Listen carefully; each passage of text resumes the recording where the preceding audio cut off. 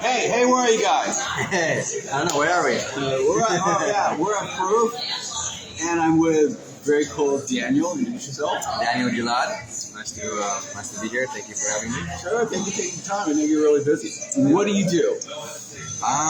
Well, I do music. I'm a music producer. I do live shows. I mix. I master. I have a record label. So I do promotion, distribution,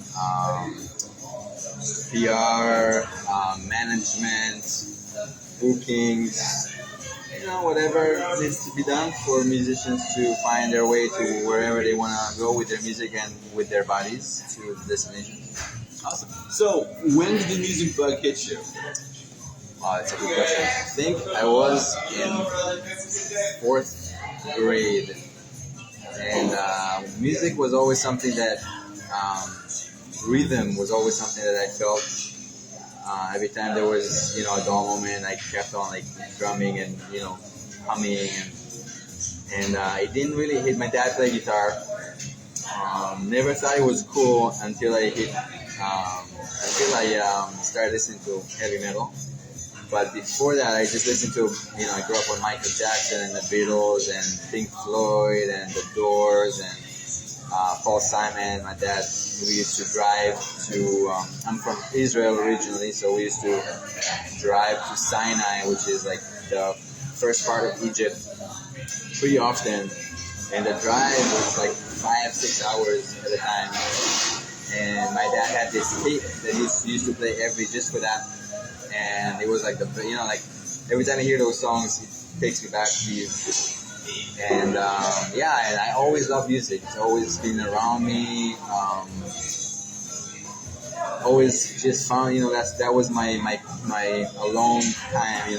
Where after school, I just go into my room and listen to a CD or whatever, and just read the lyrics or sing with it or whatever, or pretend to sing or whatever. Yeah, so always was into music. Then I started playing guitar when I was 14, 15. My friend introduced me to Metallica, and I heard the solo to Ride the Lightning, and I was hooked. Wow. Yeah. That was, I'll never forget that. And that's why I wanted to play guitar. I wanted to be Kirk Hammett. Hey, Kurt, I knew you out there someplace. So that's, did that answer your question? Yeah, that's cool. How did you end up here? Places in the world. Yeah, I know. It's actually the furthest you can go from Israel. You say that in Israel, I don't know how it is here, but in Israel, you say that if you drill a hole down, you get to China. Yeah. You actually get to Maui. If you actually, if you do that. So, I finished my military. In Israel, you have to, right after high school, do military. It's mandatory. And I did my 3 years, and I decided to, a lot of us just work for a little bit and then travel. And I came to the U.S. I was actually born in New York. So I have, my parents went to school in New York, did their master's there, and when I was a year old, they moved back so I can grow close to family. So I had dual citizenship. I always knew I was going to come back to the U.S. Didn't know I'm going to stay here for this long. But so I finished my military service and came to the U.S. to work, to save money so that I can keep on traveling in South America or whatever. And I moved, from Israel, I moved to Maine, Portland, Maine. Yeah, very different. That's what made me want to come here, because it was freaking cold and dark, and it's beautiful. But I'm not I like the summer. It was always heat and sun and ocean. Was always more of my thing. And I dated a girl from there at the time, and she was from there, and we were like, let's just go somewhere that is not freaking cold. So we were like, Florida, Hawaii. And my dad and both my parents were in Hawaii when I was 3 years old. And my dad was like, oh my God, you're going to love Hawaii. I can guarantee if you go to Hawaii, you're never coming back. You're never moving back. And 16 years later. Really? Yeah. Wow. For you guys who don't know all the way, I met this guy he took over the sound at Duke's for Henry Kapono. And there's a marked difference. The sound guys are like the six-member band. They understand what's going on. And Daniel has an ear. And especially that live situation where it's constantly different. It's outside, either too hot or too cold, too many people, and you dial it in really good. Appreciate that. Thank you. Yeah, and I've been doing the Duke's thing for 22 years kind of thing. Wow. And Todd's been the first sound guy. Yeah. And then you took over. It was like, wow, big difference. Yeah, Todd is great. I know he's been doing it for. He's a cool guy. He's a great engineer. But I think when I met him, he was like, yeah, I'm going to have my third kid. That was a few years ago, and he was just didn't have the time. So I didn't know that I'm going to be starting this, amazing relationship with Henry and the band, and get to know people like yourself. Yeah. Because Henry's the mainstay. And everything on this island since 1972, it's all built around Henry. The Hokus, everything. I mean, all the bands that came after Scene K, like Kalapana, they were because of Henry. It was just amazing what he's done. And now with the Henry Kapono Foundation, it's even where he gives back even more. Yeah, they're amazing. And being, he's such a cool guy, and just be around him. I mean, I got to, through COVID, he really helped, when we didn't have gigs, he still asked us to come over and play and do the Facebook Live from his house and pay us throughout the, even though he didn't get any income, and gave us all that gift, the food land, all that stuff that they were doing. And just being around him, really, like, it's a blessing, I'm very, very honored that he was invited me into his house and allowed me to travel with him. We went to gigs on other islands, and I mixed his latest album, or there was his 2-part album, 6 songs, and I mixed the first half, which was a huge honor for me to do. And it's he's a great songwriter, great musician, great person. Always want to give, always he's just a cool guy. And for you guys in Facebook land, when Henry goes live, this is the guy that's holding the camera. Yep. And when I did it, it was still kind of like the internet wasn't even that good. We didn't have the gimbal or anything. So I'm up here like this. Oh, yeah. You did it? I didn't know you did it. I did it, yeah. Good. I was his first, before social media, I was the social media director. Wow. Yeah. I didn't know that. Yeah. Cool. Yeah. And it was all, we were at the mercy of the internet back then. And so we might have like 5 minutes of streaming, maybe 15 minutes of streaming. But I had to hold the camera, and then, after a while. Facebook had live? No, we did it through Ustream. Oh. Yeah. Was Facebook even a thing back then? But yeah, I guess. Or you had like Ustream through Facebook? No, we just Ustream, and then we tacked it on. Oh, I see. Into later. Okay. Wow. Yeah. Yeah, it was crazy. And then, because him and Leslie came up to me one day and said, my first book came out, and was like, and talking like, well, you need to do this now. And then he didn't have an iPhone yet. I think the iPhone just came out. And so I said, okay, I'll do this for you guys until you can be able to do it yourself. And for 3 years. And then he finally got iPhone 2 and stuff. And I told him, everywhere you go, you're Henry. I mean, we would hang out and like go to Sam's Club. A little man on the bench said, "Hey, Kapono, what's happening?" Everybody knew it's his island. So, and then eventually we got to a point where he knew what to do, and he hired a team and stuff. But Wow. Yeah. I didn't know that. That's awesome. Yeah. And then we didn't have that little gimbal. Yeah, that helps a lot with it's just not thinking about stability. It's like it helps. And but you have a better eye than me, I'm sure. So I'm curious to know if those it doesn't exist. Yeah, it doesn't exist. I mean, it weren't very good because it was like so. Interesting. Wow. Okay, it's something new I learned about you. That's because Henry and I were pretty thick for a long time. Yeah. And stuff. So then my books took over, and I couldn't really give Kapono that much time. And so we had to be phased out and stuff. But he still uses my photographs. At Duke's on Sunday for the Yeah. Yeah. I know. Yeah, they're awesome. Yeah. So it's kind of cool. So what are you doing now? So what's the name of your record label? So my record label is Beautiful Emergence Records. We have, I want to say about 12 artists under our label. Most of them are local. We have a couple that are, one of them based in Lisbon. He's originally from England, but he's in Portugal, Lisbon. And another one who's in California. The rest of them are all either from Oahu or Big Island. Local artists. We have Kaulia Lave, we have Paul Isaac.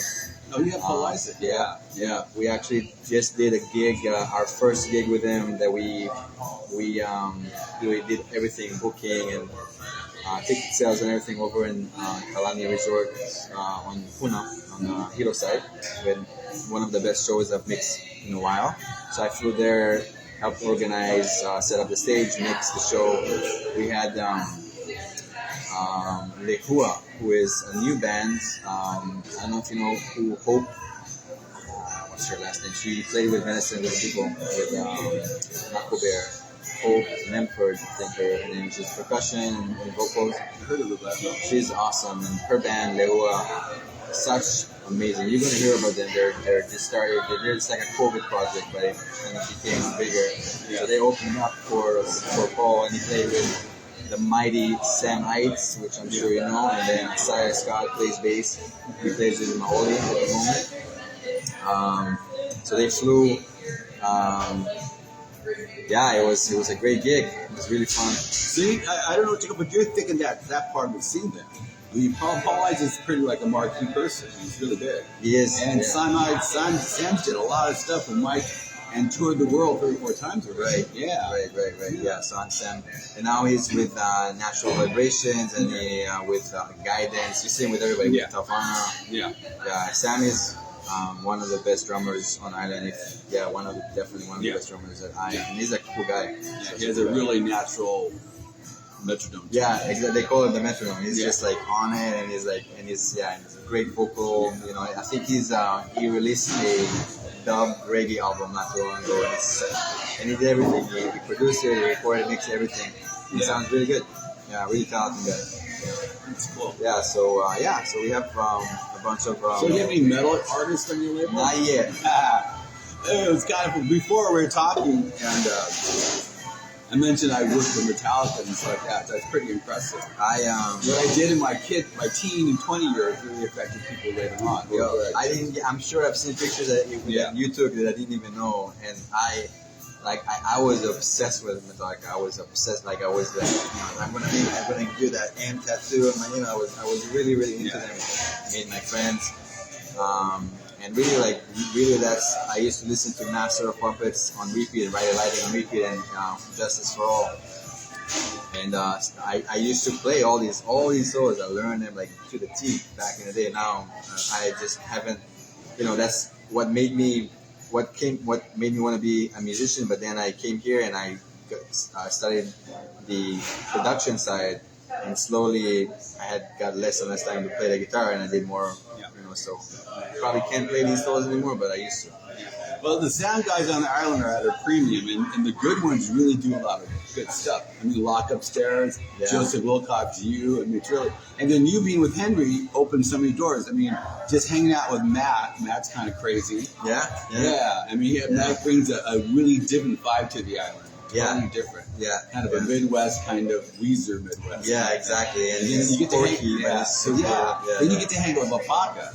You guys know I've ranted about Lapaka forever, and sooner or later when our schedules meet up, we're going to hang out, and that's been pretty intense. But Lapaka's like, when I first, it's been like 20 years I've been watching him all the time, and towards the middle, like, he would show up with Henry with an iPhone on one end, or an iPod, listening to the next gig and playing over Henry still, and never missing anything. Really? That's how intense Lapaka is. Oh, I didn't even know it. Well, I know he, Lapaka is like, Lapaka, when he gets into the zone, there's no stopping him. He's like the Tasmanian devil, he was like, you can't stop that thing.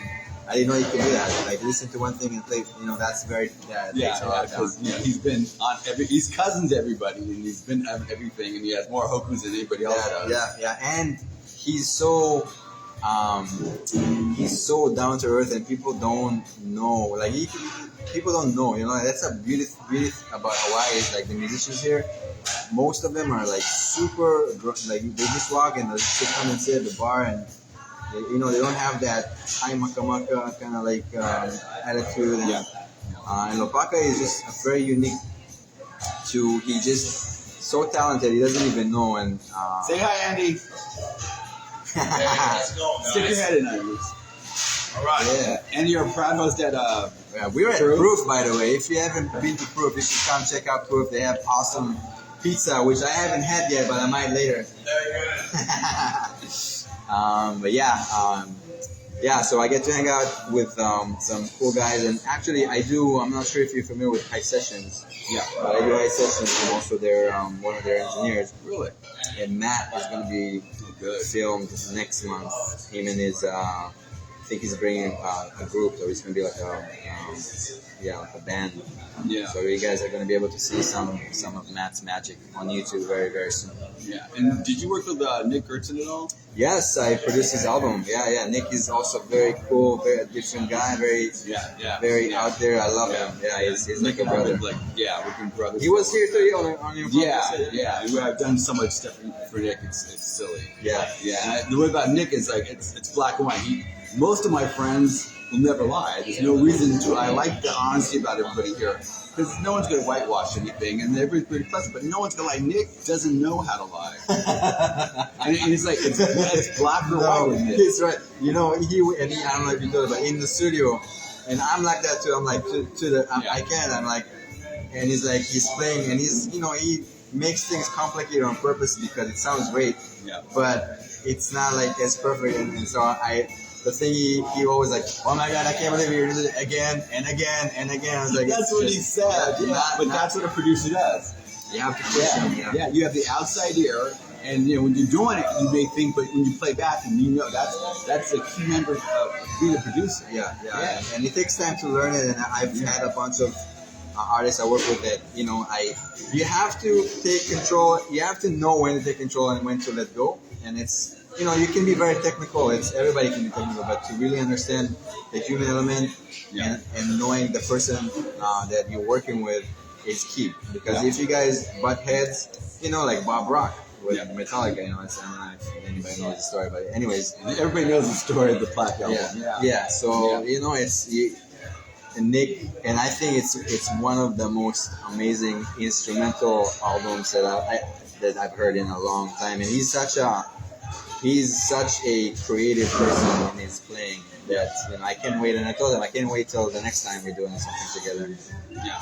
I think he has a show at HB Social on the 30th. The debut of the live album. Yes. Yeah. Yes. There, Nick. Are you happy? Love you, bro. Yeah. Hi, Sally. So, describe your production company. What's it called? There we go. We're back. Hey, how you doing? My production company is called DG Sound Creations. If you want to check it out, I'm on all social, Instagram and Facebook. DG Sound Creations is DG, like my initial, Daniel Gilad, and Sound Creations with an S at the end. What was the question? Tell people about your company. So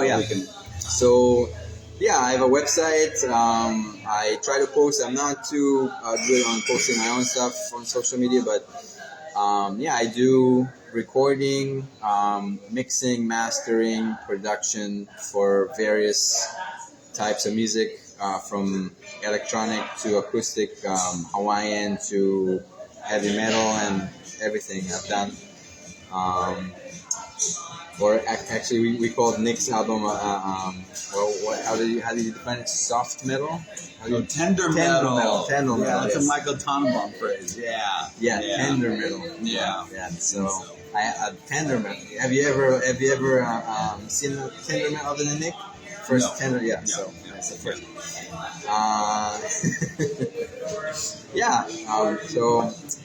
If you need any audio services, anything at all, podcasts or music, I'm your guy. Hit me up. I'm on all socials, as I mentioned before. If you just want to chat, or if you have any questions on the business side, that's the one thing that I've seen ever since I started my label company is the lack of knowledge on the business side for musicians, and how much money they leave on the table they don't know exists.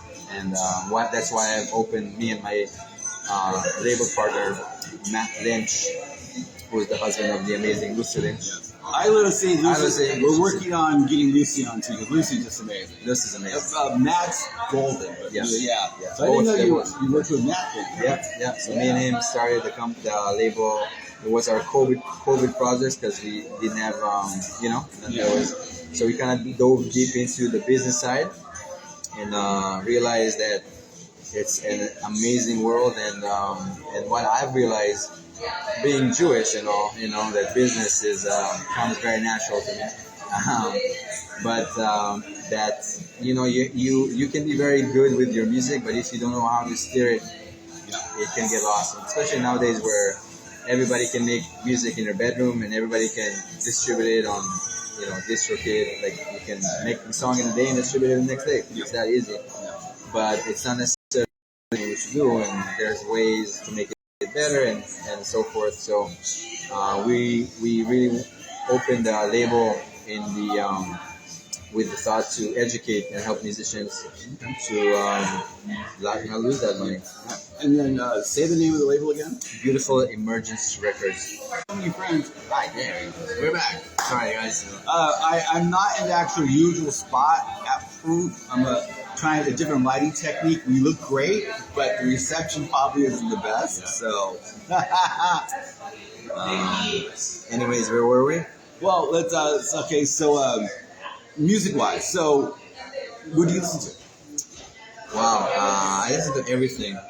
I've been into electronic music a lot lately.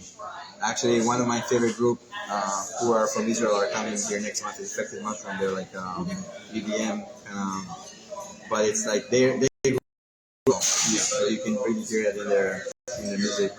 So I'm actually making music myself. I forgot to mention that, but I do music, electronic and acoustic. My artist name is Sunrise Samurai. I only have one song. Actually, there we go. Hi. Like I said, we're in a different part of the building, and by a big pillar, it's probably yeah. So Sunrise Samurai. Sunrise Samurai is my artist name. So I do acoustic electronic music. Also produced music with Lucy. We did the 4 guided meditations that she, with her crystal ball, she does like crystal balls and chanting, and so that's also on Spotify. Lucy and the 4 Elements. It's amazing. It's we had a couple of videos actually on YouTube that we synced to the audio. Highly encourage you to check them out. And so, like, you get in the car, do you turn the radio on, or you listen? No, Spotify or. Alright, yeah, we've moved locations. Keep that thought. The lighting isn't as bad here. We're good. What were we talking about? What you listen to in the car? Oh, yes. Yeah, so no, I don't really listen to radio. I listen to variety of things from Backstreet Boys to Metallica or Meshuggah or Slayer or Infected Mushroom or podcasts or it's kind of like what do I feel? I don't really think about it. I'm sitting here and then it's the thing every time I drive, unless I'm in a hurry, it's like this is what I feel. And a lot of the music I'm listening to lately actually is music from my label. So I have an amazing artist, Sam Garrett. He's about to release a reggae album. He dropped one single back in September with Paul Isaac. He was here to record it. So Paul is on it, called Forward to Zion. It's like a reggae vibe. Sam Hides played on it, and Keith, forget his last name, that played with Mike. Keith, the keyboard player? Yeah. So I've been listening to that album a lot because I'm thinking about how and when and in what order should we distribute it. Yeah, because I figure since you have a label, the more you're familiar with the artist, the more you're familiar with, especially a new project coming out, the more you know about it, the more you understand it, the more you feel like with song words or like that. Yeah. Because the cool thing about having a label is you're actually not just helping, but you're actually putting this thing out there. And the play order is so important. I mean, maybe the artists have one thing, but right now everybody's, the last 3 or 4 years, everybody's talking about the band Love and their album Forever Changes. And one thing that, and they had a lot of control over the album making, but Jack Holtzman from Elektra Records actually put the songs in order.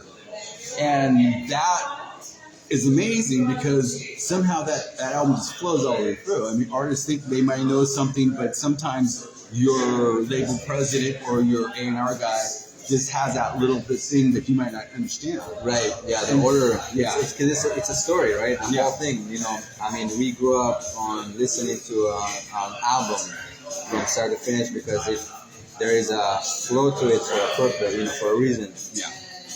Unfortunately, nowadays all the younger generations don't really listen to albums as much as they do. So singles are the way to go. We are going to release an album, but we are doing it. We're going to do singles first because it seems to be attracting more attention. I think it's that what's it called you don't have enough attention. They have to. The attention span. Yeah, attention span. So they have to listen. You have to give it to them in very small amounts because they won't listen to the whole album. They listen to one song and then go to the next one. Yeah. And then come back if they're very intrigued by it. My daughter's like that. She'll go through her YouTube thing and then what's recommended, and then after a couple of days she might go back and look research on that. Yeah. But I think my daughter's a little special because of me, and I say, well, what do you know about this band? What do you think about it? When's the last time they released something? When did it come out? Because I'm about the in-depth or whatever. Because when we were a kid, you had albums and liner notes, and then Metallica is the first band, even without the internet, everybody knew everything about Metallica. It's like so transparent. You know at the high school, you know at the marriages, you know whatever, and that's.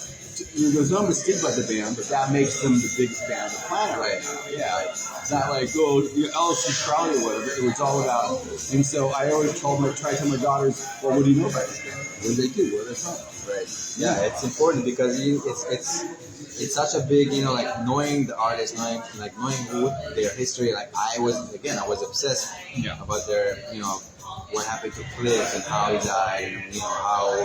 That because you can hear that in the music. If you can really, once you know it, in the music makes much more sense. Because you can feel that emotion. Maybe it's in my head, but I really do feel like that's it's translated to the music. Of the band. There's a couple of things like Pink Floyd having Sid Barrett, and Roger Waters was obsessed with Sid Barrett all the way through to trying to create a diamond and stuff like that.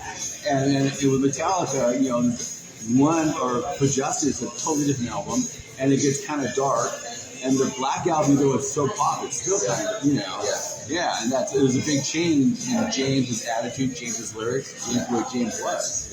Yeah. And actually, Cliff's death changed the whole Bay Area for all of us. Really? Yeah, it was. I was going through my archives, writing my first couple books, and I noticed after Cliff died, it was like I was in LA more. And then a couple of my friends said they just changed everything too, the way they listened to stuff, what they listened to. Yeah. Did you know them back then? Oh yeah, I knew Cliff. I knew Cliff before Metallica. Wow. Yeah, I knew Cliff. He used to hang out with Mike Gordon from Jason Moore. Wow. Yeah, we were really good friends. There was a story I tell everybody is during Ride, Cliff wanted me to go to Europe. He said, come on, Bill, come on to Europe for us. And I had my own magazine I was doing, so I said, no, I can't take off 2 weeks of my life just to hang out with you, kind of thing. And then we had such the rivalry. I'd be photographing a band. He comes pushes me, shoves me. It was like this, got to be a little bit of a big brother thing. And that's insane And the kicker was, I didn't know the last time, so I'm working with Mustaine all the time. And Dave is opening for King Diamond at the Stone. And I saw Cliff, and we've had, all this stuff. So I said to the guy, I told him, don't let Cliff in until I'm done with Dave. So I'm photographing Dave, and then I'm going to talk to King Diamond and all those guys. And then here comes Cliff, He just gives me the biggest bear hug. And I'm going, okay. And then he was just so nice. I mean, so nice all the way through. 2 weeks later, he's dead. It was just, I mean, I'm driving home with my buddy Stransky, and I said, Cliff was extra nice tonight.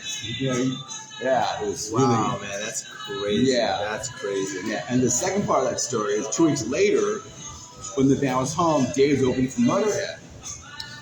And so I'm going back to talk to Dave, and I hear the security guard tell, I go first, and then Lars and James, and the security guard, Dave doesn't want you back here.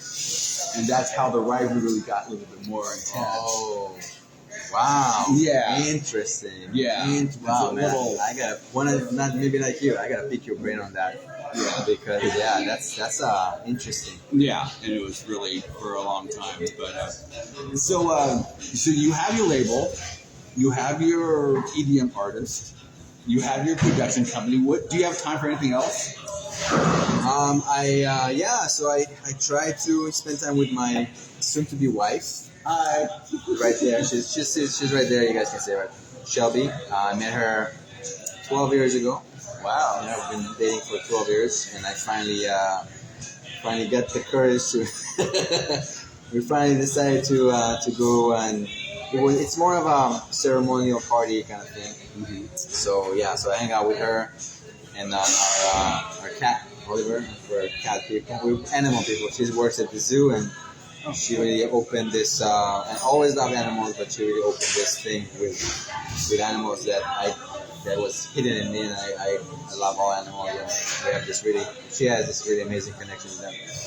And I like surfing. I 2 years ago, or maybe not too bad, about a year plus, I started doing jiu-jitsu, which really kind of got me addicted. It's an amazing martial arts way of life. And so I'm a pretty, now that I'm saying all these things out loud, I realize how much of a busy person I didn't think I was, but I am. Yeah, we're all busy. But the thing I've always impressed about you is how you're at peace with the world. You don't have the conflict going on. You're always very easygoing. You're very open. But you know what you're doing, and then you're very precise and like that. I think that's the most important thing, and that's why you're able. You attract what you give. Yeah. And Hawaii is a big part of it. Every time I go back home in Israel, because of the way our geographical location makes everybody on edge all the time, and every place you go, you live, even in you go to the supermarket, you have to fight for everything. So it makes your skin very, very thick, and I hated it so much. I felt like I didn't belong. I don't know if it's a weird. I just felt like this was not the place that I belonged. And I came here, and the ease, the culture, I studied Lomi Lomi from an amazing kumu who passed away about 7 years ago, Uncle Alva Andrews. Lomi Lomi easy, so they call it the bone crusher, so it's adjustments. And I took it not because I wanted to be a massage therapist, but because I wanted to learn about the culture. Yeah. And I learned with another good Israeli friend of mine, Ezekiel, who a big role model for me in that aspect. But that really opened up this thing within the culture and really made me fall in love with the Hawaiian people, and made me see how similar, even though we're so different, but there's a lot of similarity within our cultures, the Hawaiian culture and Israel and the Jewish culture.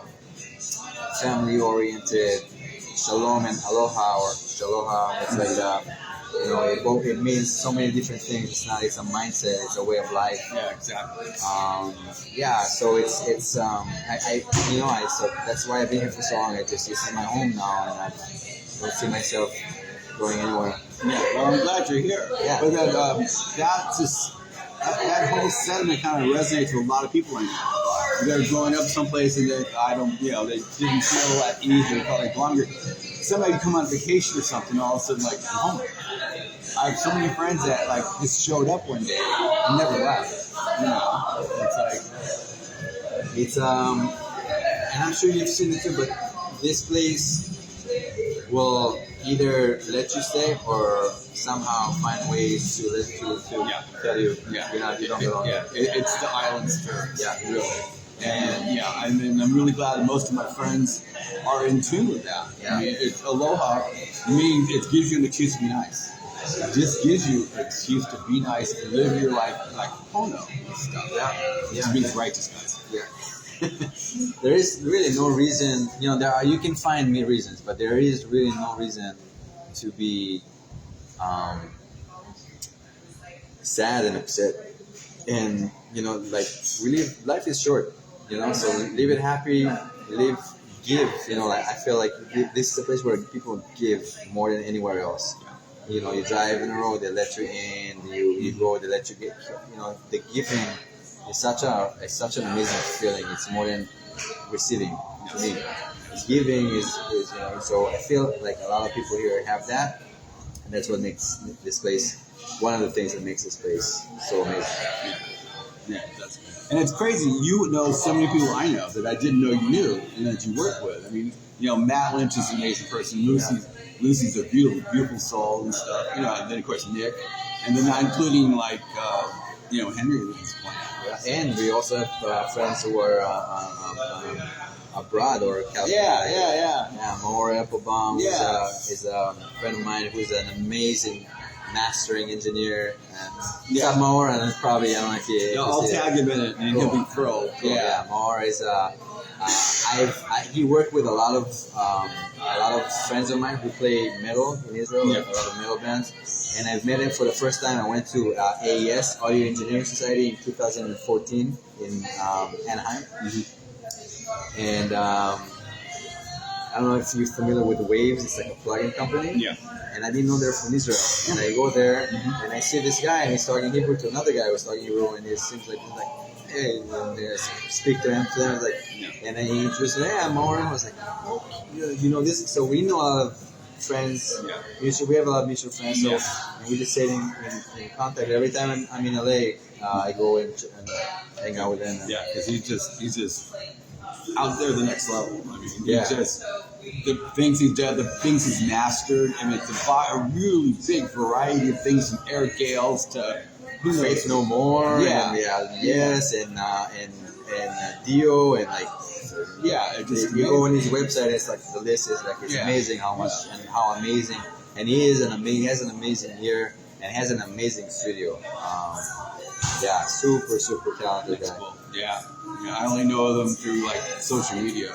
Yeah, one day I'm trying to bring him here. That'd be great. So I went to the Miller program at Honolulu Community College. That's where I started audio engineering. If you're familiar with that, so the only audio engineering program in the Hawaiian chain is in Honolulu Community College. More than half a million studio at Belmont University from Nashville. It's a partner. You know Belmont? No. Belmont is considered one of the most prestigious music, audio engineering and music business other than Berkeley in the country. And they came here and they partnered with Honolulu Community College, and they built a studio and they built their curriculum based on their curriculum. So I went to that. I studied audio engineering there. That's where I got my degree with audio engineering. That's how I got into this whole field. And I want to bring him over so he could, as a guest lecturer. So we're working on it. It's been been working on it for a little bit, but now COVID is done and we can start talking about it more. Keep me posted. I'd like to, press the flesh talk to you. Oh yeah, for sure. If he comes, he'll be the first one to know, because I'm sure he'll be happy to meet you. We chat once in a while. He'll be like, "What are you doing, Bill? What's project you going on?" and stuff. So he's really good about keeping things alive on social media.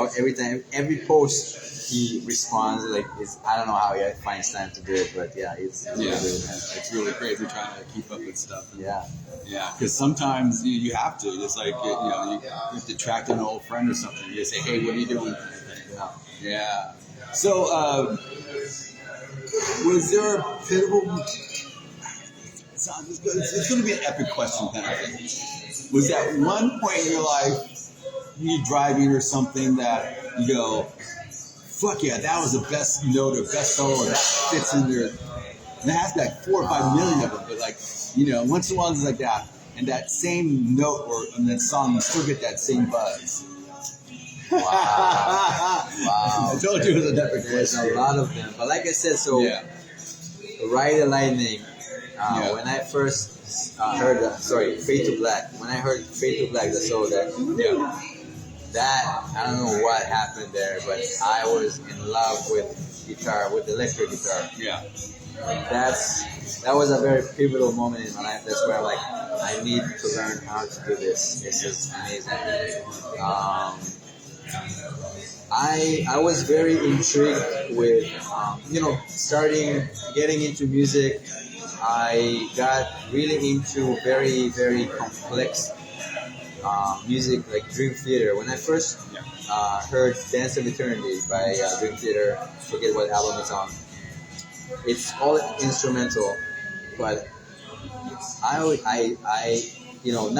have all these, now music is so progressive. You have all these amazing musicians. Back then, you didn't have the variety that you have now, especially not in that realm.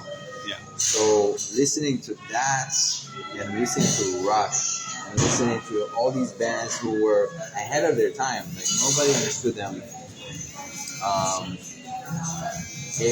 That really changed my life. Like without listening to that, without knowing that music, I would be a completely different person. And I really appreciate. I was back in the day. I was really like in high school. I was like, metal is the only music, and everything else is junk. Which obviously nowadays it's not. I really appreciate every music genre nowadays, but metal really brought me to appreciate the artistry. Is that the word? Artistry? Now it is. Of being a musician, of really owning your craft, taking it to the level that nobody else can take it. And that is even till today is what inspired me to keep on learning, to keep on trying to be as best as I can, and because when you get to that level of like, when everything seems like effortless, but you're in control, that's magic to me. Once in a while, I'll do a fellow session. I did Kamoala recently, and it just, hey Nick, what are you doing, Nick? Nick, we talked about you, Nick. Because sometimes everything I do is like raw and punk. I don't want like studio lights and all that shit. I want to go someplace, wherever it is, catch the vibe and put the artist in that vibe. And Kamoala we did a parking lot. It was gray. Gray is like the best neutral color you can get. And there was just one fluorescent overhead light. And we worked on that. And then my whole session was based on that. And it was just, I didn't do any correction. It was like, just make sure he does his thing. He's in the zone. And click, click, click. And I love that, when you get to that point. And I don't like, to each his own, but I rather have it like that way, effortlessly. And if you're laughing your butt off and dead tired, you do something right. Right. Yeah. Yeah. And you can have all the most expensive gear and all the, but sometimes it does. And most time, it's those minuscule moments of like unpredictedness when you have the least amount of stuff, when you're not. That's when the magic comes. It's like, and that's what you do what you do, I do what I do, and you're that's what makes it so beautiful, because you can't fake that. Especially doing sound, which it's so precarious as dudes. Every day is different. He knows how Henry puts his guitar case over his effects. A long time ago, he didn't, and the sentence beat down on him, and then, but like I said, you dial it in great. You know the room already. Yeah, because and then like before COVID, it was different because all these people. Now you have tables that have 2 people, so the sound varies all day. Yeah. So it took some adjustments and and sometimes he forgets to hit the volume pedal on his solo.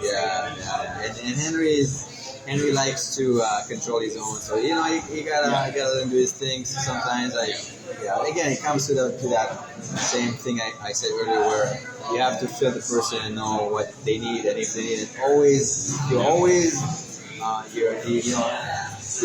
aware. You always have to be in that level. If you need, so I'm always like, even if I'm not looking, I'm looking. You know what I mean? Like you always need to know what, and try to see what might need to be coming next, so you can prep for it. So what's in the future? What's happening next? Hey, Bill. What's up?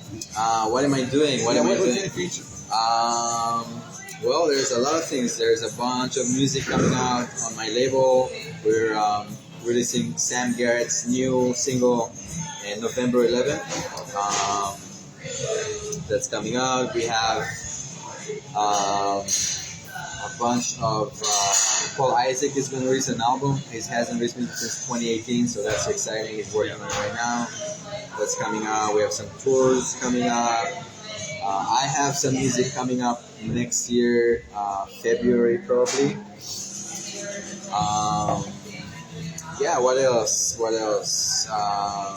Just staying busy, trying to learn every day and stay productive. Okay, so really quick, you can see Daniel work his magic at Dukes on Sunday with Henry Kapono. And then list off all your websites and stuff. So my website is at dgsoundcreations.com. DG is the letter DG, and soundcreations.com. Also IG and Facebook. That's where you can reach me. Email is at daniel@dgsoundcreations.com, or you can Facebook me or IG me, whatever everybody likes to communicate in their own way. And if you have questions about music business, music production, you just want to chat, always here, and always love to talk to people that I don't know. I like to talk to strangers, even though my mom told me not to. So follow my Instagram and stuff. Okay, thank you, Daniel. It's been amazing. Thanks, man. Appreciate you, bro. Okay, and from Proof in the other side of Chinatown, aloha.